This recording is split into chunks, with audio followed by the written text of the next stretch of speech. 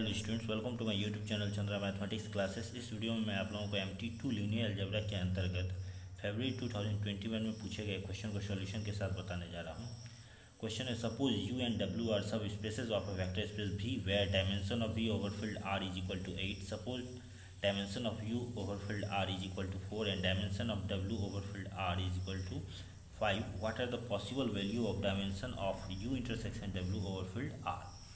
तो यहाँ पर हम सबसे पहले लिखेंगे since W is a subspace of U plus W, ठीक है, therefore dimension of U plus W is greater than और equal to dimension of W। It implies that dimension of U plus dimension of W minus dimension of U intersection W, ये इसका formula है, greater than और equal to 5। It implies that 4, इसका value हमें 4 दिया हुआ है, इसका वैल्यू हमें 5 दिया हुआ है, ठीक है, minus dimension of U intersection W greater than और इक्वल टू 5।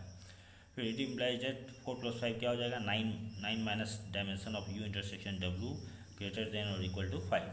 फिर यहाँ 9 हम इस 5 को इधर ले आते हैं, -5 ग्रेटर देन और इक्वल टू, इसे हम राइट साइड में ले आएंगे, dimension of U intersection W। Implies that क्या हो जाएगा हमें यहाँ पर 4 9 - 5 4 ग्रेटर देन और equal to dimension of U intersection W। उसके बाद हम यहाँ पर फिर लिखेंगे since U plus W is a subspace of V, ठीक है, therefore dimension of U plus W is equal to or less than dimension of V, ठीक है।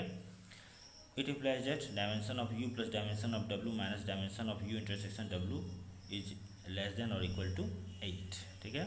तो डायमेंशन ऑफ U 4 है, डायमेंशन ऑफ W 5 है, minus dimension of U intersection W less than और equal to 8। तो यहाँ 9 minus dimension of U intersection W less than और equal to 8, यहाँ हो जाएगा 9, 8 को इधर ले आएंगे -8 लेस देन और इक्वल टू, इसे इधर ले आएंगे तो क्या हो जाएगा dimension of U intersection W। तो 9 - 8 1 लेस देन और equal to dimension of U intersection W। अब यहाँ पर हम फ्रॉम 1 and 2 क्या देख रहे हैं कि 1 इज लेस देन और equal to dimension of U intersection W and dimension of U intersection W is less than और इक्वल टू 4, ठीक है, फ्रॉम 1 and 2। तो हम इसे इस तरह से लिख देंगे और इसी से हमें पता चल जाता है possible value of dimension of U intersection W over field R is equal to क्या 1 2 3 और 4। ओके स्टूडेंट्स, अगला क्वेश्चन है कैन I माइनस I, ठीक है, यह एक कॉलम है, be a column of a unitary matrix. क्या यह कॉलम एक यूनिटरी मैट्रिक्स का कॉलम हो सकता है? Justify your answer. तो हम यहाँ पर पहले इसे मान लेते हैं, इसे कॉलम A मान लेते हैं, ठीक है, यूनिटरी मैट्रिक्स का एक कॉलम A है।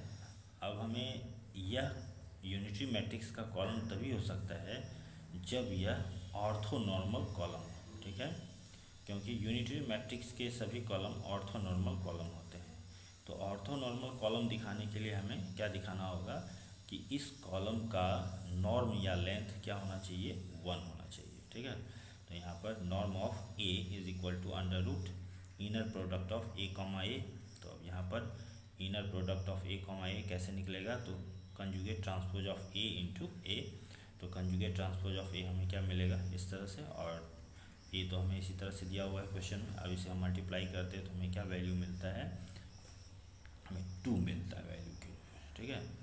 तो सो नॉर्म ऑफ A या और length of A is equal to क्या हो जाएगा अंडर रूट 2, जो कि 1 के इक्वल नहीं है, ठीक है। ऑर्थोनॉर्मल होने के लिए हमें यहाँ पर नॉर्म ऑफ A क्या मिलना चाहिए था 1 मिलना चाहिए था, ठीक है, जो कि नहीं मिल रहा है, इसलिए हम क्या कहेंगे, so A is not an orthonormal column, hence this column can not be a column of a unitary matrix. Okay students, find the radius and centre of the circular section of the sphere mod R is equal to 5 cut off by the plane R into I - 2j + 3k is equal to 4। तो यहाँ पर mod R is equal to 5। तो comparing with vector equation of a sphere, sphere का vector equation क्या होता है, mod R - C is equal to A, जहाँ C centre होता है और A रेडियस होता है। तो कंपेयर करते हैं तो C इज इक्वल टू, हमें यहाँ नहीं दिया हुआ है C की जगह कुछ, तो इसका मतलब इसका सेंटर क्या है, ओरिजिन है, ठीक है, 0 0 0 जिसका कोऑर्डिनेट्स हैं, और R इज इक्वल टू हमें क्या मिल रहा है यहाँ पर स्फीयर का रेडियस 5। अब हम यहाँ पर क्या करेंगे, यह पता करने के लिए सर्कुलर सेक्शन का सेंटर और रेडियस पता करने के लिए पहले हम इस प्लेन को नॉर्मल फॉर्म में चेंज करेंगे। इसके लिए हम इस वेक्टर के अलॉन्ग यूनिट वेक्टर पता करेंगे। तो यहाँ पर हो जाएगा mod I - 2j + 3k is equal to क्या हो जाएगा अंडर रूट 14। तब unit vector along I minus two J plus three K is equal to हमें यह मिलेगा, ठीक है। मतलब इसे हम √14 से डिवाइड कर देंगे। Then R into I minus two J plus three K by √14 is equal to 4 by √14, यानी कि जब इसे हम √14 से डिवाइड करेंगे तो इधर भी हम √14 से डिवाइड करेंगे, तब जाके हमें जो इक्वेशन प्राप्त होता है वह नॉर्मल फॉर्म होता है प्लेन का, ठीक है।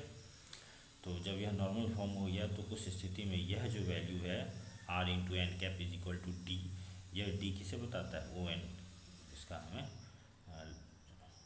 लेंथ बताता है, ठीक है। तो सो डी यानी कि O N is equal to 4 by √14। अब in triangle O P N हम यहाँ रेडियस पता कर लेंगे सर्कुलर सेक्शन का, कैसे करके, तो P N is equal to √OP² minus ON²। हम यहाँ वैल्यू को पुट करेंगे तो हमें क्या मिलता है √167/7, ठीक है। यही रेडियस हो गया सर्कुलर सेक्शन का। अब हम सेंटर पता करेंगे, तो यहाँ लिखेंगे now Cartesian equation of the plane. हम आर की जगह X I cap plus Y J cap plus Z K cap लिख देंगे into I minus two J plus three K cap is equal to 4, multiply करेंगे तो X minus two Y plus three Z is equal to 4 मिलेगा। अब हम उस line O N का Cartesian equation find कर लेंगे।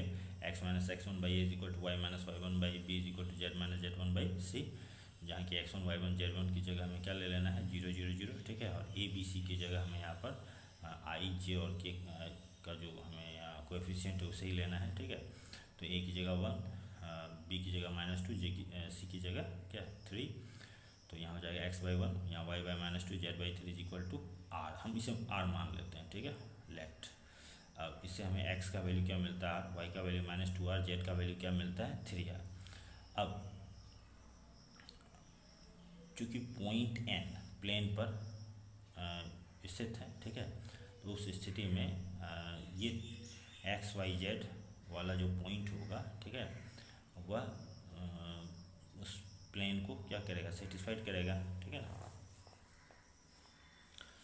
तो यहाँ हम इस Cartesian equation of the plane में इसे पुट करेंगे, x की जगह r -2 इंटू वाई की जगह क्या हो जाएगा -2r, ठीक है, प्लस 3 इंटू जेड की जगह 3r इज इक्वल टू 4। अब यहाँ r प्लस 4r प्लस यहाँ क्या हो जाएगा 9r इज इक्वल टू 4, तो यहाँ पर 14r इज इक्वल टू 4, तो r इज इक्वल टू 4/14, 2/7 हो जाएगा, तो r is equal to 2/7। So XYZ is equal to यहाँ पर x का वैल्यू r यानी 2/7, y की जगह -2r यानी -2 इंटू 2/7, z की जगह 3r यानी 3 इंटू 2/7, तो यहाँ 2/7 - 4/7 6/7 हमें प्राप्त होता है। Hence radius of the circular section √167/7 and centre of the circular section 2/7, -4/7, 6/7। Okay students, इस तरह से हम रेडियस और सेंटर फाइंड आउट कर लेंगे सर्कुलर सेक्शन का। Okay students, thanks for watching.